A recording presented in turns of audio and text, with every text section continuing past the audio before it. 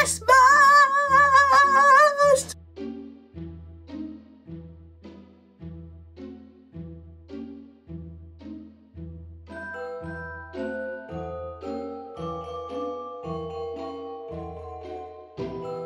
Hello, welcome to episode 30 of the Craft House Magic podcast.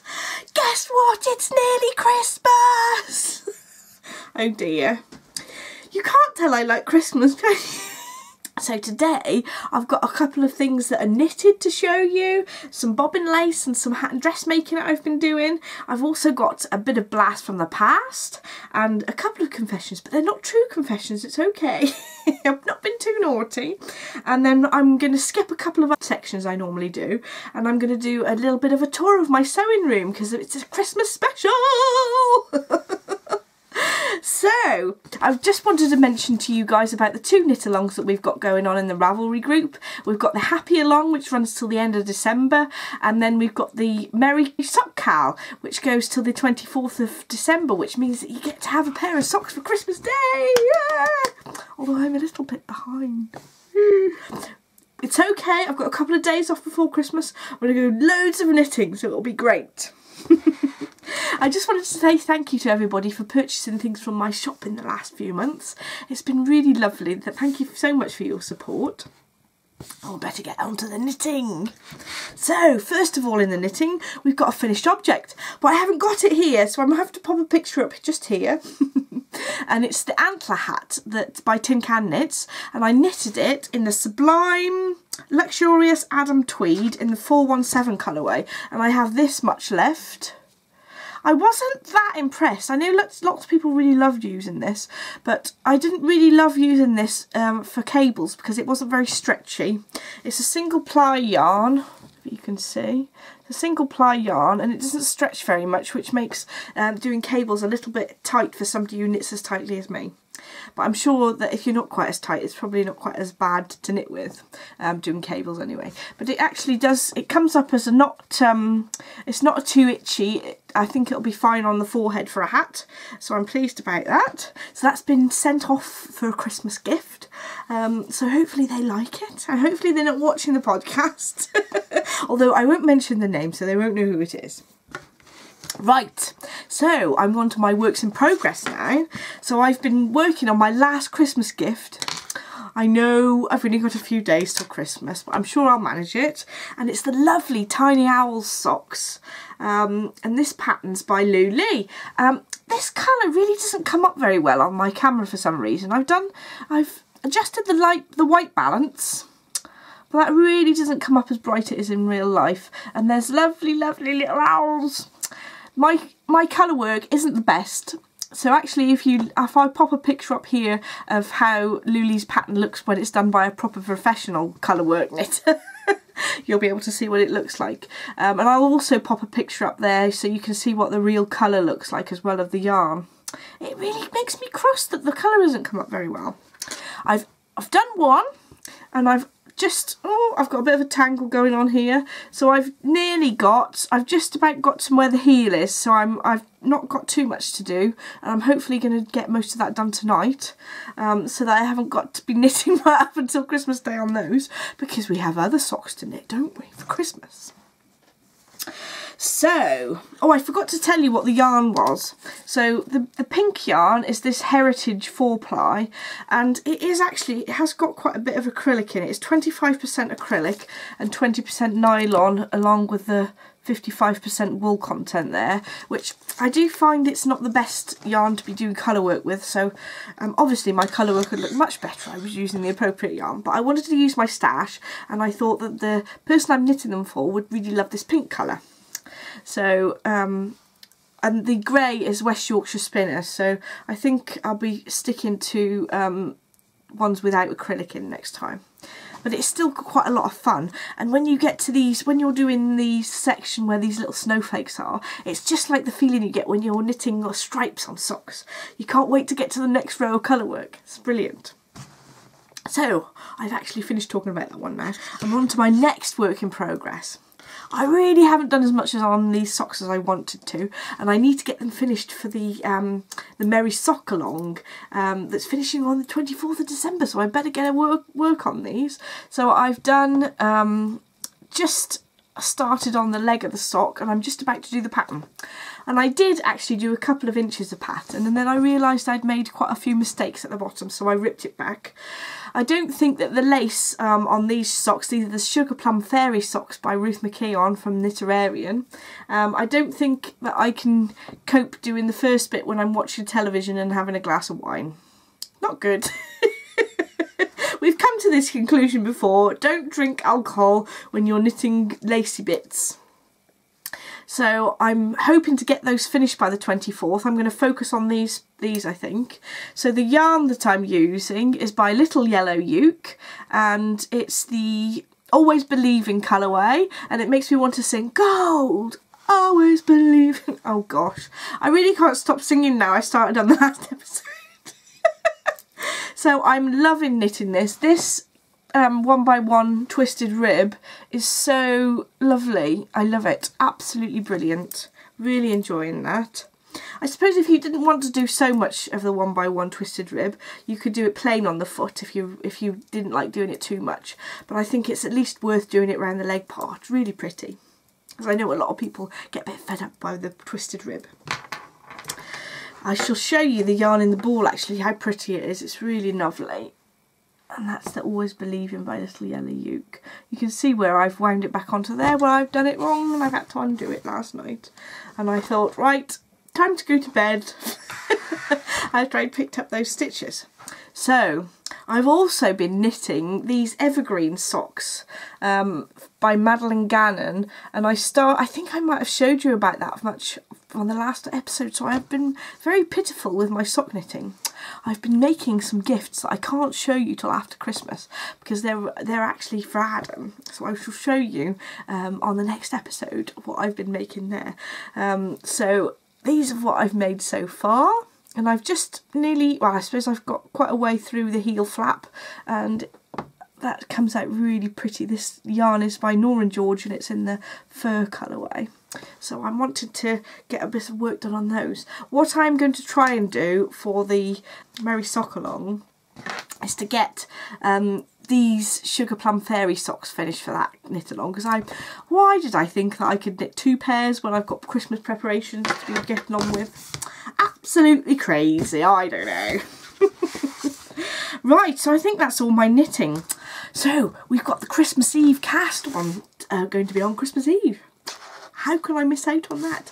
I'm going to I've been saying that I'm going to be casting these on for ages, but I want to knit those little mitts with the moths on. What's it called? The Underwing mitts by Erica Hoser.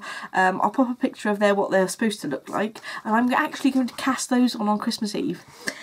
For a couple of episodes I said I'm going to cast them on, and I haven't got round to it.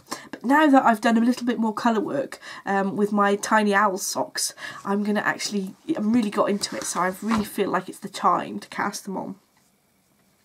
So, what have I got? I've shut my notes. How am I to know what I'm going to talk about next? So next we've got a little bit of sewing. So we haven't seen Barbara for a while. I don't know where she's been. Barbara, would you come and show everybody what you've got on this time? Oh, Barbara, you do look nice with all this tinsel. Very festive. Shall we take that off so we can see what I've made? So this one, if you guys follow me on Instagram, I posted a picture of the pieces I'd cut out for the Coco top in this really nice, it's a sort of pinky, peachy colour. What do you call it? Coral, that's the word. So this fabric is a double knit fabric, and I got it from Minerva Crafts. And I placed an order, and do you know, it came ever so quick. I was very impressed with them.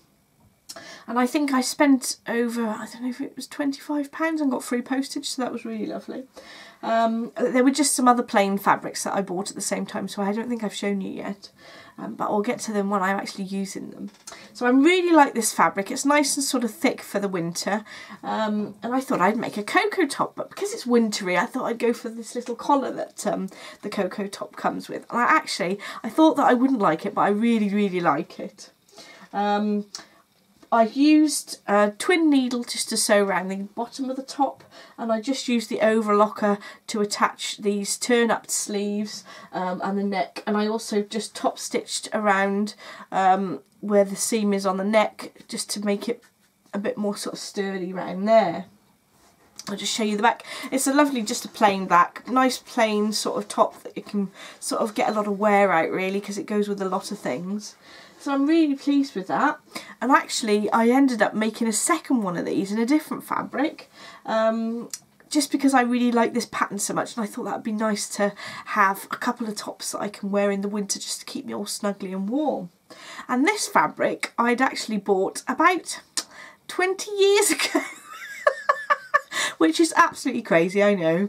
I bought this piece of fabric from a shop down Mardle in Shrewsbury, if anybody knows there. And I bought it thinking that I didn't really know what to do with it. It was on offer. I finally actually knew what to do with it because I realised it was a double knit fabric. And I'll just get Barbara to show you that one. Thanks, Barbara.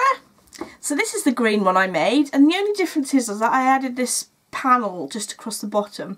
So I basically measured the bottom of the fabric, the width of the pattern rather, and then I did a rectangle of fabric was 6.5 inches deep for the width of the fabric for the front and the back, to make it just a little bit longer there. See, I haven't ironed this, have I? That's absolutely dreadful.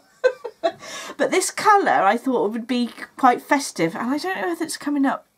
It's probably more or less accurate. It's like a sort of dark green. I was thinking whether I should put a motif on the front in a teal, like a bird sort of shape here.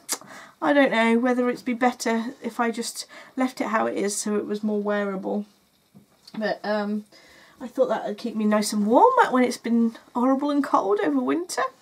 So there we are. A bit boring really because they're just plain fabrics, but I think that the Coco top's a good staple for your wardrobe. I think I prefer the sort of neck being a separate piece of fabric rather than turning the fabric over and top stitching it with a twin needle like I have in the previous version that I did, which was the long dress version. So I think what I might do next time is when I make this again, I'll perhaps try sort of a skinny little strip around the neck, like a normal neck edging like this one, just to see how that comes out, because I'm not so keen on just top stitching it. It doesn't seem as if it's got so much give, as I haven't got one of the cover stitch machines. So there we go. Thank you, Barbara. So what I also wanted to tell you about is I've actually made some adjustments to this t-shirt that I showed you a little while ago. So this was, I can't remember I think it was a McCall's pattern. I'll pop a picture of what the pattern actually is on the screen now. But what I noticed is that because this is a very, very stretchy fabric, the neckline was very, very wide and open, so it was really annoying me. So I cut it off and ended up putting a new neckline in. And I've also put another strip across the bottom just because to make it a little bit longer. I'm not sure if you can really see. It just makes me feel a little bit more comfortable having it that little bit longer there. So that's what I've done to this one. So what I did to sort of make the neck a smaller neck, or work out how big I wanted it, is I basically got the scissors and I cut the old neckline off, and I took the neckline and I measured it as it is, what the size was in inches, and then I got a piece of the fabric that hadn't been sewn and I stretched it out to that sort of size, but making sure that I didn't stretch it too much, and work out how much fabric I needed to have it so that the fabric was stretched out so it laid nice and flat there, but it didn't, then it was a bit sort of small around the neck so it didn't sort of gape so much, because it's very, very stretchy. So I'm sort of learning how to notice if they're very, very stretchy tops, then you need to make your neckline quite a bit smaller, so it doesn't sort of sag and it's not too low or wide at the shoulders. So that's my sewing section finished, and I just wanted to show you how I was getting on with my bobbin lace. So I haven't actually finished this piece, I'm really cross. I'm sure I can manage to finish it by the next episode though, or at least by Christmas as well. So I've pushed down some of the pins so you can see the pattern a little bit better. And you can see how close I am to finishing. Well, hopefully this evening I will get round to it. So it's a piece, basically a piece of torchon lace that's done inside a bangle, similar to the ones I've showed you on a previous episode, but it's a finer piece of work, so it takes a bit longer. And this will go on the Christmas tree. I was thinking about trying to hang a little ornament in the middle of there, so we'll have to see how that goes.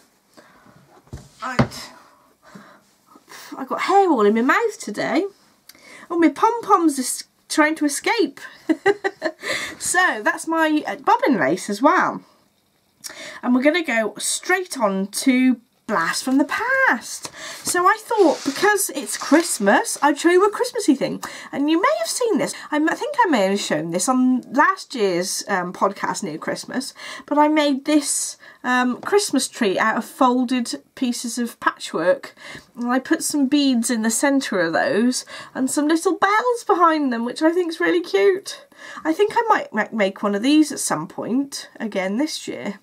I'm trying to put you against my arm so you can see the little bells a bit better. So that's my Blast from the Past for this week. I just hand sewed a little loop on the back so I can hang it. And if you look from the back, it looks quite similar. It's just that you can't see the beads on. And these are basically all hand sewn together. So there we go.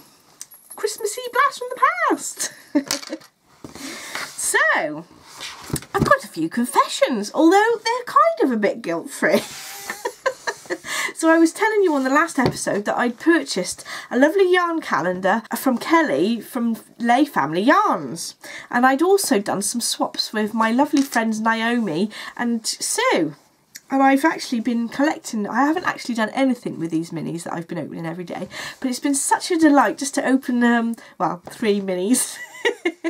And I've got some that are just in here, which look absolutely gorgeous. I won't go through them all, but you can see how lovely they are.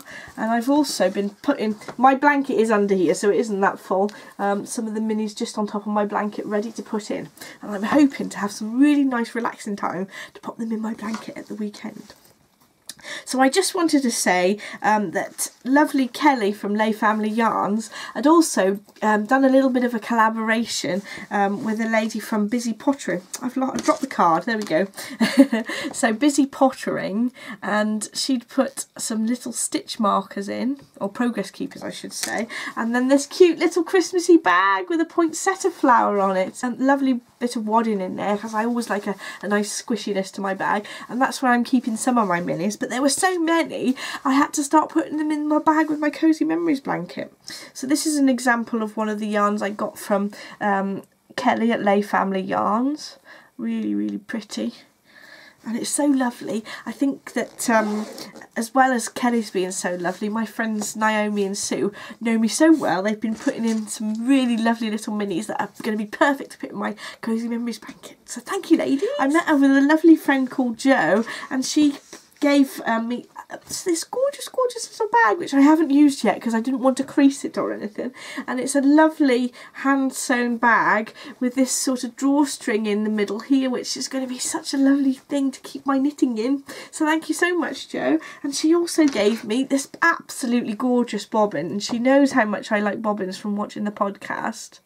And it's like a navy blue with these beautiful flowers on there. Isn't that lovely? So that's really pretty. Thank you so much, Jo. She also gave us this lovely printed advent calendar that you can sew yourself, which is really lovely. There's different colours for all the days, and that's beautiful. Thank you so much, Jo. So we're going to do that as a giveaway later on this year. I'm thinking about doing a craft along rather than just a knit along or crochet along, so that everyone can do sort of Christmassy things in the year, but I don't think we should start it till at least February. What do you guys think? Would you rather it a bit later on in the year to prep things for Christmas? Because we don't like to do things last minute. And then I could, if I'd have done all my preparation earlier, I could have been knitting my lovely little minis that I was having each day with my calendar. Anyway, if you guys have got suggestions for how you would like to do a knit along at all, or a craft along I should say, I'd be really interested to see what you've got to say. So that's all my confessions, which actually aren't very naughty because I only bought one of the things, which was the yarn calendar from Lay Family Yarns, which was ages ago, so it doesn't count. So now I'm going to attempt to pop a bit of video of my craft room to give you a little bit of a tour. So thank you so much for watching, and I hope you enjoy the little tour around my craft room. Bye! Welcome to my craft room. So this is all the shelving that I have on the wall as you come in, and the units there. This is my little award that I have shown that Adam made for me for having 1,000 subscribers, bless him. And then I've got my rulers for quilting hung up on the wall by just little screws really, so that I can get access to them quite easily. And I love my rack that I got from IKEA. I've got all my pens and my scissors and rotary cutters, and these wonder clips are absolutely wonderful. I've got so many. It's a bit silly really. And I just have to display some yarn there too. And these are a few of my favourites. There's Hedgerow Yarns. I think this was in one of their special kits, but I did buy it afterwards. I think it's the Apple Blossom colourway. This is the Galaxy colourway by Bad Wolf Girl. This is from Lay Family Yarns. I think this is their Kingfisher colourway. Yes, that's right. And then I've got some more Hedgerow Yarns. I got this as a gift actually from my old job. And this is called Mystic Rainbow. How cute is that? And then some Alice yarns. And you definitely need to have one of these. My friend Sam, or my cousin Sam, bought me this at the little Comic-Con, which was really lovely. So then we come on to my little Harry Potter shelf. And I've got several pops that I've collected over years. I always said to myself, oh, why do people collect those? Yeah, I've got 5 now. Adam 3D printed me this little like badge type of thing in Gryffindor, because that's my house. I've been sorted in Pottermore. And we've got some of those wands. There's Harry's wand, and I've got Hermione's wand there, and we bought these in Universal in Florida, which was really fun. And they actually worked, they were interactive in the windows of the shops on Diagon Alley, etc. So I've got Harry, Newt and Voldemort next to a pincushion. They need a pincushion obviously. And then there's my clock. That's just there, that I made by using my embroidery machine to make the numbers, and stuck some buttons on, or sewn some buttons on. Then I have a few of my lovely little cards that I've received from people. They know this was lovingly made by my friend Julie, from my friends Julie and Elsie. That was really lovely. And this is from my friend Sharon, and that's from my friend Joe there. And then there's a card at the back that's from Adam that he sent me to say I got a new job when I started working for myself, which is fun. I keep thinking that I want to cover these with some fabric or something just to make them a bit more exciting. And then I've got my frame where I keep my logo that I sewed, embroidered. I wanted to include another blue frame inside the white cardboard there, just to make it a little bit more colourful. And then I've got some piece of embroidery that I'd done a little while ago that you've probably seen. And then I've got another one of those poles from IKEA, so it's really handy just to pop things in there. I've got a scrap of fabric where I put the different names of the needles that I've been using, so that I can keep track of which needle's what. Some hand cream of course, and some notepads, etc. And some bits and bobs, some pom-poms. Everyone needs a pom-pom in their craft room. And then I've got another sewing machine here. I'll show you the sewing machines after I've just shown you the rest of the craft room. This was a lovely coaster that my friend Sharon gave me. Thank you, Sharon, if you're watching.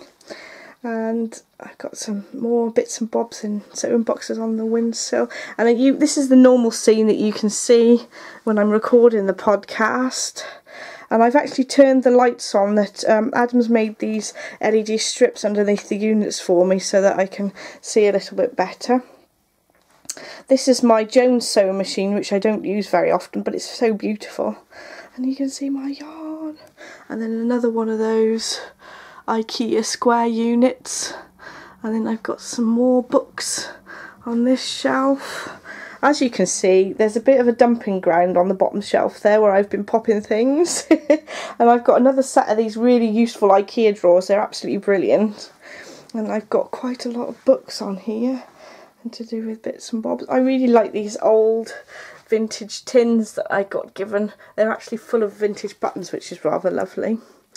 And I've got a little knitted crocheted flower, I think. Yeah, crocheted flower that I made ages ago, which I actually found in a drawer the other day, so I thought I'd put that on the shelf. There we are. So I've got a lovely little sticker badge that my friend Raquel sent me. Thank you, Raquel. I've got some little sweeties and some hand cream. A few of the little bits and bobs that I've made. And this is what my friend Liz sent me. Don't stop believing. Love it. And then I have got a stash of my teddies I had a few years ago and a box of rubbish up there. So there we go. Oh, and you can just about see Barbara there with her Christmas hat on in her bra. And then we're back into the craft room. This is where I keep my ironing board. I quite often use a little one though, rather on top of this desk to make it a little bit easier, because it's not the most biggest room. But I get a big long mirror in case I want to try something on when I'm making stuff. So there we are. And I'm just going to now show you my sewing machines. See if I can hold the camera and take the covers off at the same time. So this one is the machine I use most of the time. It's called a FAF and it's a Quilt Expression 4.2. And if you can look here, it does quite a lot of different stitches, but to be honest, I tend to use free motion more than these. I shall turn it on so you can get an idea of what the light's like. I love this machine, it's really, really useful. It's got a nice wide area here so that I can do quilting. I absolutely love it. It is, as it's an electronic machine, sometimes it doesn't want to go through thicker material, so I use some of my other machines for that. So that's the first one. This is my overlocker, which is from Juki. This, oops, let's pull it through a bit. This is the Juki MO654DE model, and I researched this quite a bit and I found that I think it was about £399, but the cheaper ones didn't seem to be as robust looking. This one has actually got suckers on the bottom. If I can show you, not really, without dropping it on the floor. It's got suckers onto the table, so it really holds it nice and stiff. It doesn't actually cut the threads after you've finished sewing, but I don't mind too much. There are higher models that you can get, but I do find having an overlocker is really useful. So that's my sort of second sewing machine. And I'm going to have to move you, sorry. We haven't named my moose. We should name him. I'll have to move my Merry Christmas decoration as well. Isn't he pretty? Nice vintage one that Adam had got from years and years ago, I think. So this is my embroidery machine. I haven't used this for a little while, but I'd really like to start doing some bag motifs with this. So this has a 14 inch, no, can't be 14 inch, 14 centimetre area that I can do embroidery motifs, and it's a genome, and that's a really lovely machine as well. I can actually program designs into there so I can do my own. And as you've seen loads of times, this is my old Jones machine, which has just a standard foot on, which is the reason why I don't use it that much is because it doesn't have a 1/4 inch foot. I suppose if I did have a 1/4 inch foot, I'd use it a lot more. But I could use it for more heavyweight fabrics like leather and things. So yeah, I shall get my other machines out so you can see those now. This is my oldest machine that I still have anyway. This is a Husky Star 207. So I know that Husky Star and Viking merged quite a few years ago. So, but now they're called, I think, Husqvarna. They've changed their name, but I think this is an American machine. I'm not quite sure. I've had it since I was about 15, which tells you how old it is. It's a very basic one. It just does a few of the zigzag stitches and a buttonhole really, and you can adjust the stitch length and width, which is quite useful. And it does do a sort of a back stitch, a return stitch there, but it does do all the things you need it to really, and it does free motion quite good. The only thing is it's a little bit, it needs a little bit of a service really, which I haven't got round to. Adam said he's going to look at it for me just to get it up to scratch really. But I just use this for taking to classes because my bigger machine is quite heavy and I don't like carrying it around. So there we are, so that's my oldest one. And then I have this isn't actually a sewing machine, this is an embellishing machine, which means, if I can focus in on it properly, it's got several needles, and it basically can be used to needle felt things together, which is quite useful. I want to be doing quite a bit more artistic things on this machine in the year or next year or so. Lots of things I'd like to have a go at, but just not enough time sometimes. So there we go, I've got 5 sewing machines and an embellisher, which is a bit too many I suppose really, but actually most of them were second hand. I bought the larger one here, the Faff and the Juki new, and I bought the embroidery machine second hand, and I was given this one by my mother-in-law, which was really lovely of her. She was going to throw it out. And I've just had that for a long time really, so it's not too ridiculous. It's getting in the right place at the right time. This one I bought it off a friend for about £20 I think, which was brilliant because they come up about £100 each normally. So I hope you enjoyed my little tour, and hopefully the weather gets a little bit better because it's a bit horrible outside, and I hope you have a lovely Christmas. Thanks for watching, bye!